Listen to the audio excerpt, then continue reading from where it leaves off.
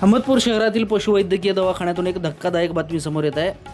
अहमदपूर तालुक्यातील हगदळ गावातील एका व्यक्तीने विषबाधा झाली म्हणून शेळी उपचारासाठी दवाखान्यात आणली।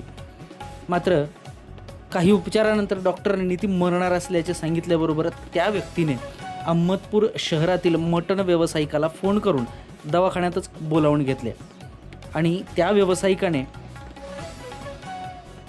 शेळीवर सुरी चालवून दवाखाना परिसरातच ती शेळी कापली।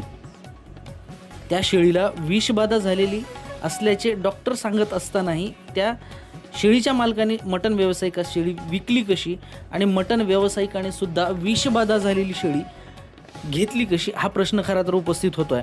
आणि विषबाधा झालेल्या शेळीच्या मटणातून ते मटण खाणाऱ्यांना विषबाधा होणार नाही का असा प्रश्न आता उपस्थित केला जातोय।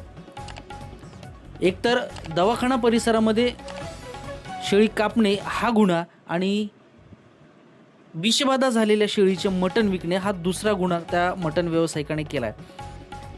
आणि हा गोंधळ सुरू असतानाच त्या मटण व्यावसायिकाने ती कापलेली शेळी पोत्यात भरून मोटरसायकलवरून घेऊन लागलीच पसार झाला। इकडे डॉक्टर ओरडतायत त्या शेळीला विषबाधा झाली आहे।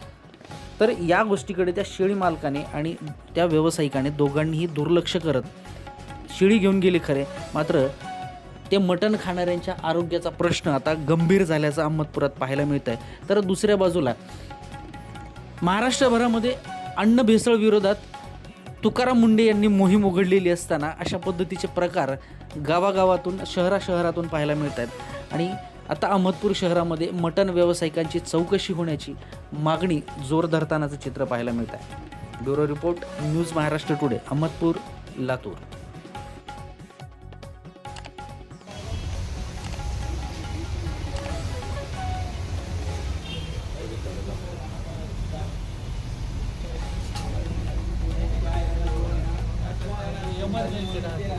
हो साहेब, दवाखान्याचा खाटी खाना कधी बसून झालाय?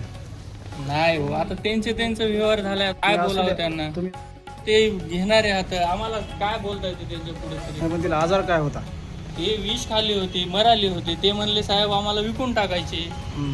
मग आता आता हीच शेळी त्यांचा व्यवहार झाला. बाजारात विकाय जाणार का? हं? हीच शेळी बाजारात विकाय जाणार? आता ते घेणारे आहेत, ते विकणारे आहेत, आता त्यांना आम्ही विकू तरी कसं नका म्हणावं त्याला, आणि त्यांना घेऊ तरी कसं म्हणावं? तुम्ही दवाखान्यात शेळी कापू कशी दिली हे सांगा कापू नाही, पाहिजे। आता ते कापले पुढं, ते घेऊन जा, तुमचा विषय आता असं होतात आम्हाला कशी परेशानी होते? त्यांना बोला काय ते.